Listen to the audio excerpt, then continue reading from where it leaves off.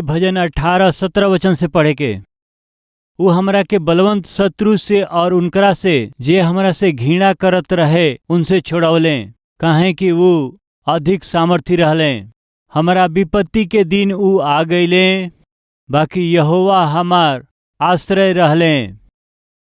ऊ हमरा के निकाल के चौड़ा स्थान में पहुँचौले, काहे कि ऊ हमरा से खुश रहले।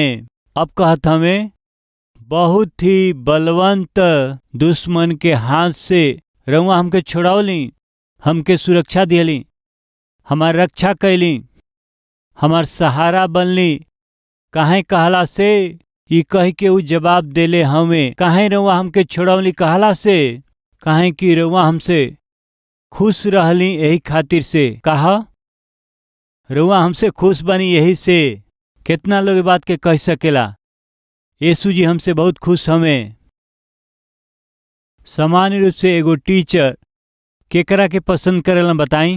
10वीं क्लास 10 बार फेल भइल बा ओकरा से, या सिखावल गईल पाठ के अच्छा से जे सीख करके अद्भुत रीति से जवाब देवे वाला विद्यार्थी से के पसंद करें बताई? मेरिट स्टूडेंट के, यस। प्रिय कौना कर्मचारी के, कैसन कर्मचारी के अधिकारी पसंद करेलन बतावल गईल? काम के जे पूरा करेला ओके अधिकारी पसंद करेलन। सामान्यतः बच्चन में से कौना बच्चा के माता या पिताजी पसंद करेलन बताई? जेरौरी स्वरूप में होखेला। देखा बड़का बेटा के कुछ मत कहिया, ऊ हमरा जैसे बिल्कुल बा। सही बा, ई एगो समस्या बा। ऊ छोटकी के कुछ मत कहिया, काहे? ऊ बिल्कुल हमरे जैसे बाटे। ये दूगो पार्टी, कौन पार्टी? तुलना करे वाला पार्टी। एक बार जरा सोची केकरा के माता या पिताजी अधिक पसंद करेलन बच्चन के विषय में जे कहना मानेला, जे बात सुनेला, अच्छा रीति से पढ़त, अच्छा नंबर के लियावत, जौन समाज में राउर इज्जत बढ़ावेलन, राउर आदर बढ़ावेलन। बेटा या बेटी होखला से कितना गर्व से रउआ बताइला। बाकी राउर आज्ञा ना मान के, राउर ध्यान ना दे करके, पढ़ाई ना करके मनमर्जी से जियत लापरवाह बेटा बाटे तो ओकरा के देख के लोग का कहिए? हरे हरे हाँ जंगली गदहा, ठीक बड़े, ऐसे ऊ बोलेलन। तो सामान्य रूप से हमन के पसंद करें जा कहला से जे कहना मानेला ओके पसंद करेलिन जा। ई सहज बा, ई कोनो गलत नहीं खे। बाकी हमार प्रभु यीशु मसीह जे उनकरा आज्ञा के मानेला उनकरा के प्रभु बहुत पसंद करेलन, एमा कोनो संदेह नहीं खे।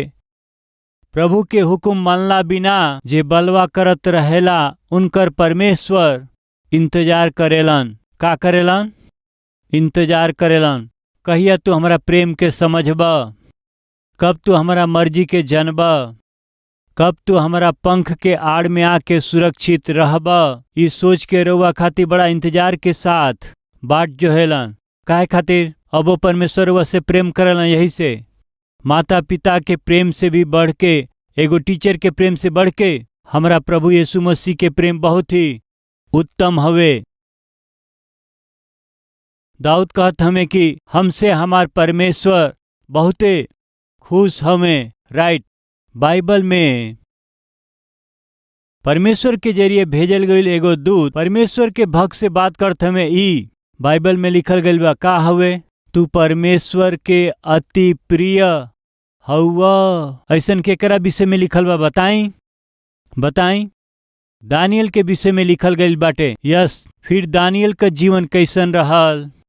वो अपना जवानी से ही बहुत बुद्धिमान रहले, बहुत ज्ञानवान रहले, बहुत विद्वान रहले, सब कुछ सीखले रहले, सुंदर रहले, उतने ना प्रिय, वो पहचान रहित ना रहले, वो तो राज कुमार रहले, वो राजकुमार रहले, राजा के वंश में जन्मल रहले, बहुत सुंदर रहले, सगरी विद्या के सीखले रहले, बहुत ही ज्ञानवान रहले।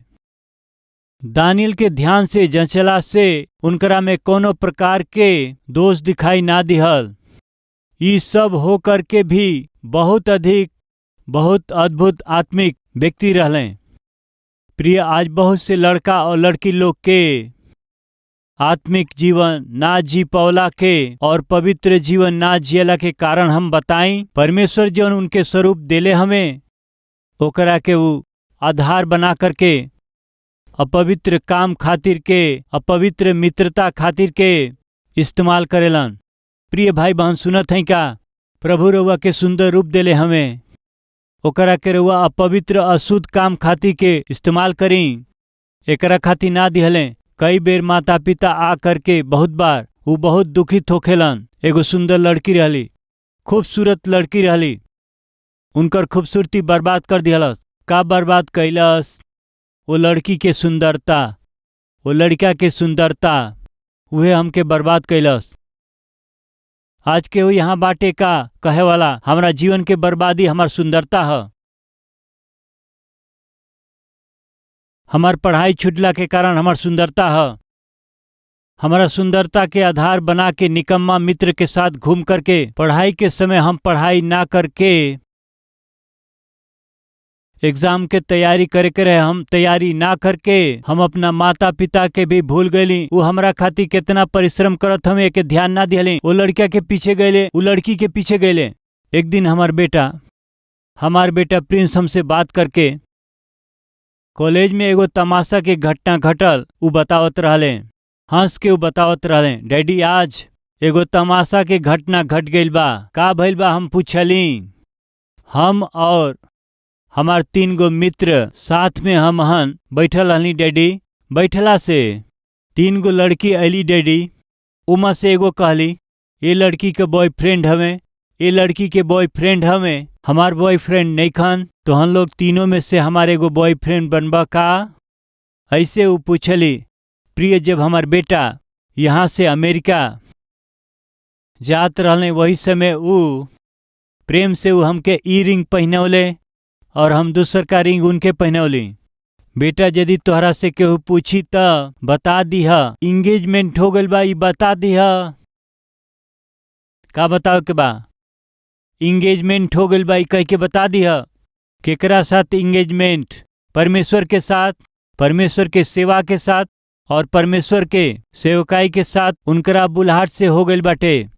तू ऐसे ही कह दीहा। सामान्यतः अमेरिका में केहू रिंग पहनी त शादीशुदा सोचेलन। हम जवन रिंग देले रहनी ओमा 3 गो गोला रहल। वो 3 गो घेरा के बारे में हम बेटा से बतौली। पहला प्रार्थना, दूसरा पवित्रता और तीसरा सेवकाई। ये तीनों तोहके रिंग के रूप में पहना के भेजत हई। यदि केहू पूछी तो कहिया एकरा साथे हम कहा इंगेज बानी, सगाई हो गइल बा हमार। केकरा साथे? पवित्र जीवन के साथ, परमेश्वर के दिहल सेवकाई के साथ। वैसे ही प्रार्थना में परमेश्वर के साथ हम वाचा के हम बंधले हई। आज हमन के बीच में कुछ लोग बाटे रउआ के जौन परमेश्वर सुंदरता दिहले ओके आधार बना के, हथियार बना के अपना आत्मिकता के बिगाड़त हई, अपना चरित्र के रउआ बिगाड़त हई, अपना माता और पिता के दिल के रउआ तोड़त हई। एके परमेश्वर बिल्कुल पसंद ना करेलन। कृपया सुनी, दानियल के परमेश्वर बहुते प्रेम कैले। दानियल तू बहुत ही प्रिय हवा, अति प्रिय हवा। काहे इतना प्रिय हमें जानत हई? वो राजकुमार रहले, बहुत सुंदर रहले, सब कुछ जानत रहले, सगरी विद्या के वो सिखले रहले और सबसे बड़ बात ई बाटे कि वो आत्मिक रहले। का? आत्मिक रहले। परमेश्वर दानियल के देख करके कितना खुश भइल हुई हैं, खुश भइल होखी हैं। हमार सवाल ई बा कि प्रिय भाई और बहन लोग, परमेश्वर जब रउआ के देखें, जब हमन के देखें, जब हमके देखें, परमेश्वर खुश भइले ऐसन कोनो समय रहल का? रौरी और हमरी आत्मिकता के देख करके, हमन के परमेश्वर के प्रेम कैला के तरीका के देख के, हमन के प्रार्थना के तरीका के देख के, हमनी के पवित्रता के रक्षा कैला के देख के, हमन जैसे दूसरा के सहायता करेला ओकरा के देख के, जे सेवा में भाग लेला वो रौरी सेवा के तरीका के परमेश्वर देख करके प्रिय कुछ लोग सेवा में भाग लेते रहेला, उनके देख के हमरे के दुख लागेला। हमरे के दुख लागता उनकरा सेवा के देख के त परमेश्वर के कितना औरी दुख होत होई। हम तो इनके अपन जान दे के मोल लिहली, हम जेकरा के प्राण दे के मोल लिहली वो उत्तम सेवकाई में इनके भी सहभागी कैली त लापरवाही से काहे जियत हमें, लापरवाही से काहे जियत हई। ऐसे ही व्यक्ति के हम बचौली का, ऐसे ही व्यक्ति के सेवा में बोलौली का, ऐसे परमेश्वर दुखी हो जाओ। ऐसे जियल कहाँ तक हमारी खातिर अच्छा बा। एक बार सोची सेवा में भाग लेवे वाला दानियल परमेश्वर के अति प्रिय हमें, काहे खातिर प्रार्थना योद्धा हमें, पवित्र व्यक्ति हमें, निरंतर प्रभु की आराधना करे वाला हमें, फलस्वरूप अति प्रिय हमें। दाऊद भी बहुत सुंदर व्यक्ति रहले। दाऊद और दानियल के बाद बहुत से मिलत रहेला। जवानी में ही दानियल परमेश्वर से बहुत प्रेम कैले। दाऊद अपना जवानी में ही परमेश्वर से बहुत प्रेम कैले, परमेश्वर के प्रेम के ये दोनों अनुभव कैले। और उतने ना ही दाऊद बहुत सुंदर व्यक्ति रहले, युद्ध में शूरवीर हमें, युद्ध में पराक्रमी हमें, साज बाज के बहुत ही खूबसूरत तरीका से बजा सकेलन, भजन के भी सुंदर रीति से गा सकेलन, भजन भी वो लिखेलन। इतना ही नहीं ऑलराउंडर हमें और साथ ही साथ सुंदर हमें। बाकी कभी गलत काम के अपना खूबसूरती के आधार बना के ना कैले। दाऊद कहत हमें परमेश्वर रउआ हमरा से बहुत प्रसन्न है ना। प्रिय ध्यान से सुनी, परमेश्वर सबसे जान से ज्यादा प्रेम करेला अलग बा, बाकी हमनी के काम के देख के परमेश्वर खुश हुई हैं। प्रिय लोग कई बार अपना बच्चन के देख के काम के खुश हो ली जा, बहुत अच्छा कैला, बहुत अच्छा से कैला बेटा, ऐसा कह लें जा।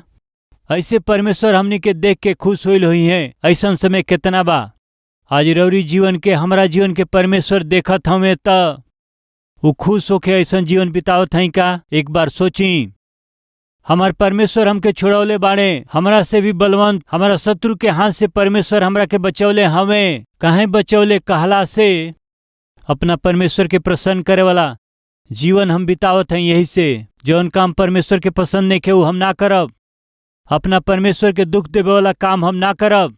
हमार परमेश्वर जेकरा के देख के दुखी हुई हैं ऐसा काम कौनो अपना जीवन में देखे ना दे। ई दाऊद के फैसला है। जब समस्या के हल रउआ चाहत हैं, ये सोच के रउआ प्रार्थना करीला। एक बार सोच के देखी परमेश्वर के इच्छा में हम जियत हैं का। हाँ ब्रदर, सब बुरा काम के हम करीला। देखे लीजा हमनी का गंदा फिल्म, करे लीजा सगरी बुरा काम के। प्रिय ऐसा जीवन बिताए वाला कैसे परमेश्वर के खुश करे वाला जीवन बिताई है बताई। पिता रउआ हमारा से खुश है ना। ओकरा बात का कहले प्रिय आई देखी जा, वो हमरा के छोड़ावले काहे कि वो हमरा से खुश रहले। यहोवा हमरा से हमारा धर्म के अनुसार व्यवहार कैले। का कहतने धार्मिकता के जीवन बितौली, पहला खुश करे वाला जीवन बितौली। हमार परमेश्वर हमके जब देखें उनके खुश कैला के जीवन बितौली। उनकरा के दुख पहुंचा वाला काम हम कभी ना कैली। यस रउआ के वो दाऊद के पाप याद होई। बाइबल में साफ लिखल बा, एगो बत्सीबा के साथ कैल पाप के अलावा दाऊद और कोनो पाप ना कैले। दाऊद परमेश्वर के प्रसन्न कैले। और दूसरा, हम धार्मिकता के जीवन जियली। तीसरा, और हमरा हाथ के शुद्धता के अनुसार, यानी वो निर्दोष हमें कोनो भी काम में, कोनो भी विषय में दोषी के रूप में वो साबित ना भइले। निर्दोष जीवन बितौले, धार्मिकता के जीवन बितौले। उतने ना प्रिय, काहे कि हम यहोवा परमेश्वर के मार्ग पर चलत रहली।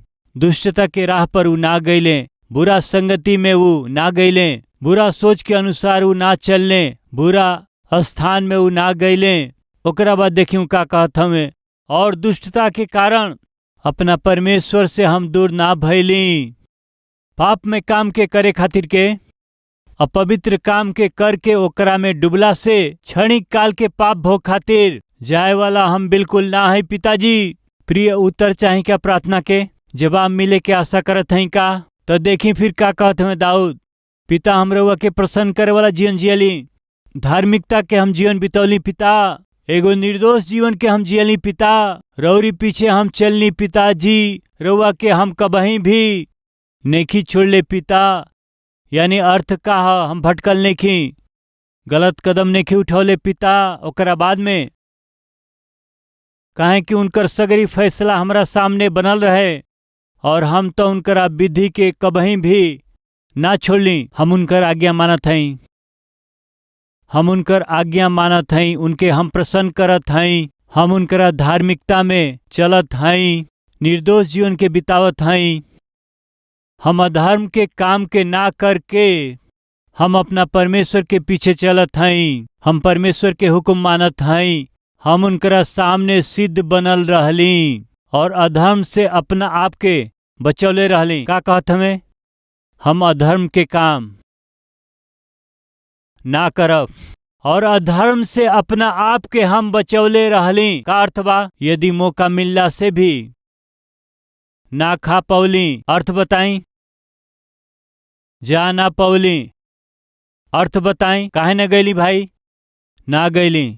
ना गईली के अर्थ का ह? बुलाहट मिलल, यह अर्थ ह।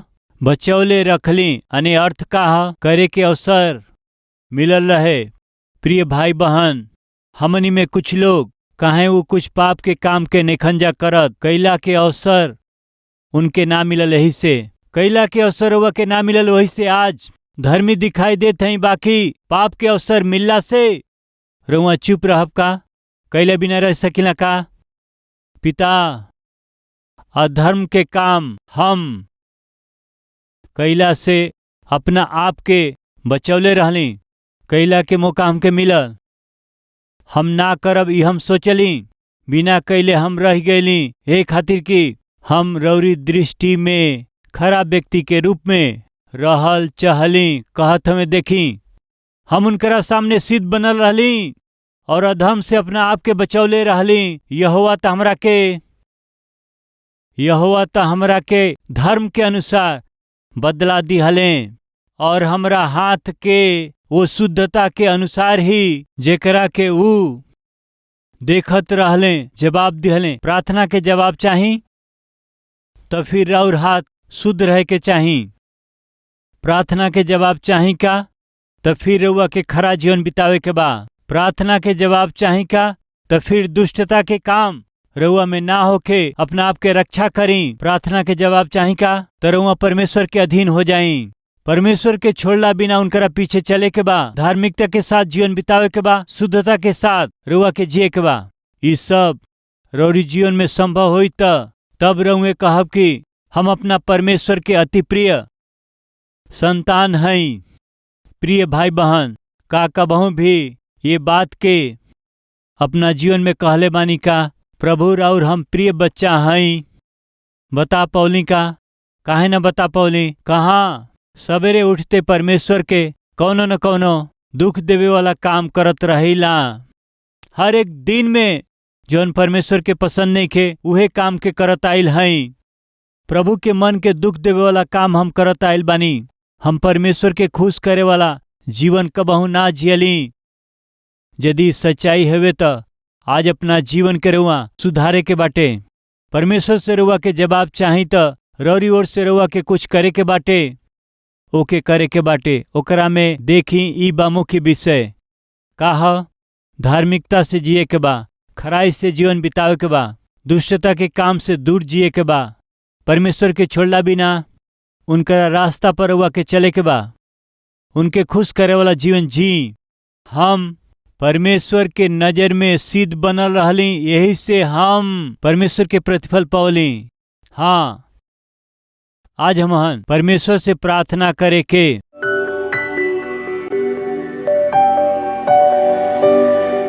पिता भजनकार दाऊद ये अद्भुत भजन के लिखले। हमार दुश्मन हमसे भी अधिक बलवान हुए त परमेश्वर हमरा के उन्ह लोग के हाथ से छुड़ा लिहले।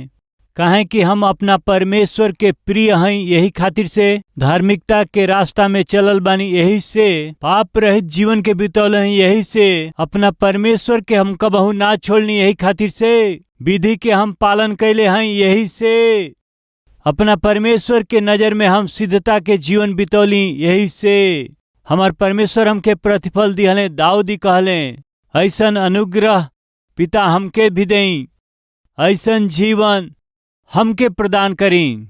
हम सबके रउआ दें, हमन के बच्चन के प्रदान करी। हमके जोन करे के बा उ सब हमनी के करे के बा।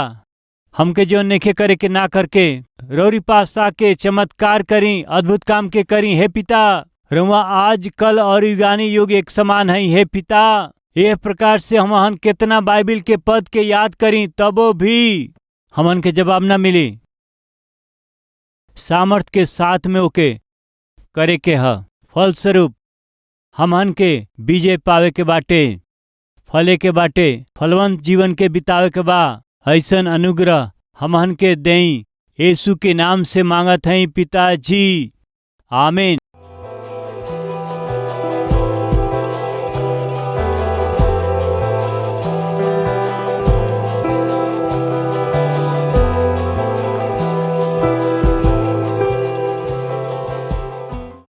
आज कलवरी के आवाज के कई करोड़ लोग देखेलन, खाली हिंदी में नहीं, तमिलनाडु वाले तमिल में, कर्नाटका वाला कन्नड़ में, केरला वाला मलयालम में, उड़ीसा वाला उड़िया में, महाराष्ट्र वाला मराठी में, पश्चिम बंगाल वाला बंगाली में, पंजाब वाला पंजाबी में, यूपी बिहार भोजपुरी में, तेलंगाना आंध्रा वाला तेलुगु में, उर्दू भाषा में, पाकिस्तान, जम्मू कश्मीर, अफगानिस्तान, गल्फ देश वाला गुजराती, आसामी, नेपाली, इंग्लिश में, ऐसे भारत के हर एक मुख्य भाषा में प्रभु यीशु मसीह के उद्धार के सुसमाचार के प्रचार करे वाला सबसे पहला आराधनालय कलवरी टेम्पल हवे। काहे हमनी के इतना मेहनत करत हई जा, काहे हमनी के सुसमाचार के इतना भाषा में प्रचार कैला के प्रयास करत हई जा। ध्यान से सुनी जा, रोमियो के पत्री 10वां अध्याय 13वां वचन। काहे कि जे केहू प्रभु यीशु मसीह के नाम लेई ऊ त उद्धार पाई है। के उद्धार पाई?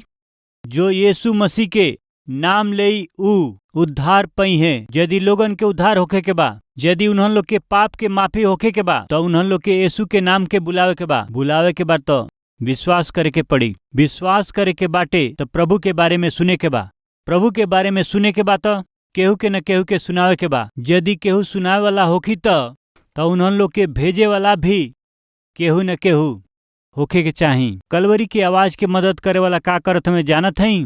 ई सेवक जौना प्रभु के वचन के प्रचार करत हमें, रौरी मदद के जरिए ही प्रचार हो सकेला।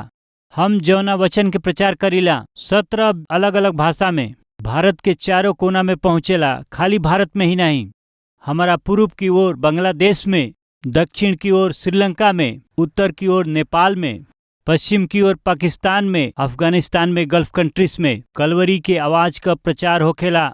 उनकरा अपना ही भाषा में, खाली अपना ही देश में नहीं, बाकी आस पास के सगरी देशन में हम सुसमाचार फैलावत हई जा। आवे वाला दिन में एशिया के हर एक देश में सुसमाचार के पहुँचाए वाला कलीसिया प्रभु हमके बनावे, ऐसन प्रार्थना हमहन जरूर करी। जौना सुसमाचार से हमनी के मुक्ति पौली जा ओकरा के दूसरा के ना दिहल, हाँ अच्छा ना हुए फैसला करी जा। हमार उद्धार यही से भइल काहे कि केहू हमरा के प्रभु यीशु मसीह के बारे में बतावल। नाश होखे वालन के बचावे खातिर सुसमाचार सुनावे के बा। प्रभु से और प्रभु के वचन से प्रेम करे वाला एगो सेवक रौरी पासे बाड़े, जवन वचन के सफाई से काफी सहज रूप से ही जवन सबके समझ में आवे ऐसन वचन के समझावे वाला एगो सेवक प्रभु रउआ के देले बाड़े। यदि हमहन का ये वचन के प्रसारण में ये सेवक के मदद करी जा त कई लोगन के जीवन बचावल जा सकेला। ऐसन विश्वास करे वाला का अपना हाथ के उठाइब जा। विश्वास करे वाला भाई और बहन लोग अपना हाथ के बटाई। सुसमाचार के प्रचार में प्रभु के नाम लेबे वाला उद्धार पाई है। यदि उनके प्रभु के नाम लेबे के बात विश्वास करे के बाटे, यदि विश्वास करे के बात केहू के सुनावे के बा, और सुनावे के बात बोले वाला होखे के चाही। जब सुनावे वाला सेवक साथ में बाना तो उनके साथ देबे के चाही। देबे जाए वाला वचन के अनेक भाषा में अनुवाद करे खातिर के रउआ मदद करी। जवन हम करतनी शायद रउआ ना कर सकिला, जवन रउआ करत हई उ हम ना कर सकिला। तो का करी जा, रउआ के हमरा के मिल के काम करे के पड़ी, तबे सुसमाचार दे सकेलिन जा। यही से फैसला करी अपना हैसियत के अनुसार, चाहे महीना में एक बार, नहीं तो 2 महीना में एक बार, या फिर 3 महीना में एक बार, या फिर कोनो भी विशेष अवसर पर रउरी जीवन में कोनो खास भइल बा, धन्यवाद रूपी बलिदान लेके रउआ आगे आई। यही से रउआ आई, हम सगरी लोग के न्योता देते हैं कि हमनी का मिल के प्रभु यीशु मसीह के सुसमाचार के संसार भर में फैलाई जा। शालोम, कलवरी प्रेयर टावर में और स्वागत बा। यदि तोहन लोग में से 2 जना पृथ्वी पर एक होके कोनो बात के मंगबत तो ऊ हमारा पिता की ओर से जौन स्वर्ग में बाड़ा उनकरा खातिर हो जाई। ऐसा यीशु मसीह हमनी के सिखौले। रउरी साथ मिल के रउरी जरूरत खातिर प्रार्थना करे खातिर के प्रभु के सेवक डॉक्टर पी सतीश कुमार के जरिए शुरू भइल अद्भुत सेवकाई है कलवरी प्रेयर टावर। रउआ कोनो राज्य के होई, कोनो भाषा बोली, रउरी साथे मिल के रउरी भाषा में रउरी जरूरत खातिर 24 घंटा प्रार्थना करे खातिर प्रार्थना योद्धा तैयार बने। हर रोज 5000 से ज्यादा हमारी पास प्रार्थना विनती आवेला। ताबा Calvary post box number 30 Kukatpally Hyderabad 72।